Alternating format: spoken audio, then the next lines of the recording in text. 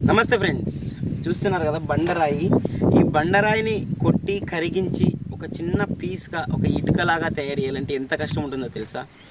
మనం సినిమాలో తరచూ చూస్తుంటాం, ఎల్లి రాయి కొట్టు, కష్టం అంటే ఏంటో తెలుస్తుంది అంటారు. అలాంటి నిజ జీవితంలో రాళ్ళు కొడుతున్నారు. వాళ్ళ కష్టం ఎలా ఉంటుంది, ఒక రాయికి వాళ్ళ ఆదాయం ఎంత ఉంటుంది.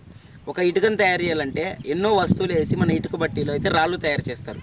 కానీ మన మామూలు ఒక మనిషి ఇలా కొండ ప్రాంతంలో రాళ్ళు తయారు చేయక ఎంత కష్టపడతారు, ఏంటి వస్తువులు వాడతారు, అసలు వాళ్ళ సంపద ఎంత, ఒక రాయి కొట్టడానికి ఆ రాయి వాళ్ళకి ఎంత పడుతుంది, రోజు ఎన్ని రాళ్ళు కొడతారు అనేది మనం తెలుసుకుందాం.